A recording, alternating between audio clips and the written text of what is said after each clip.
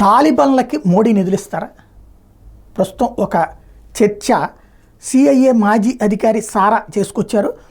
కశ్మీరీ ఖలిస్తానీ పాకిస్తాన్ వ్యాప్తంగా దేశ వ్యతిరేక నాయకులను చంపేందుకు ఆఫ్ఘనిస్తాన్ తాలిబాన్లకు భారత్ $10 మిలియన్ నిధులు సమకూరుస్తోందంటూ central intelligence agency CIA America మాజీ అధికారి సారా ఆడమ్స్ సంచలన ఆరోపణ చేశారు. ఈ నిధులను తాలిబాన్లు తెహ్రీకి తాలిబాన్ పాకిస్తాన్కి చేరవేస్తూ హత్యలకు పథకాలు అమలు చేస్తున్నారన్నారు. అమెరికా మాజీ నేవీ సీల్ అధికారి సిఐఏ కాంట్రాక్టర్ షాన్ ర్యాన్ నిర్వహించిన షాన్ ర్యాన్ షోలో ఆమె వ్యాఖ్యలు చేశారు. అట్లాగే పాక్కి చెందిన జమియత్ ఉలేమా ఈ ఇస్లాం రాజకీయ పార్టీకి తాలిబాన్లు ఆల్-ఖైదా రెండింటితోనూ సంబంధాలు ఉన్నాయని, వాళ్ళు పాక్లోని ఫెడరల్లీ అడ్మినిస్ట్రేటెడ్ ట్రైబల్ ఏరియాస్ FATAని స్వాధీనం చేసేందుకు కుట్రలు పన్నుతున్నారని చెప్పుకొచ్చారు.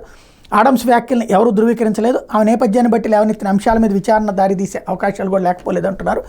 అయితే మోడీ ఆలోచన ఎట్లా ఉంటుంది అన్నటువంటిది ఎవరిష్టం వచ్చినట్టు వాళ్ళు లెక్కేసుకుంటే కుదరదు. ఫస్ట్ అయితే దేశం ముఖ్యం.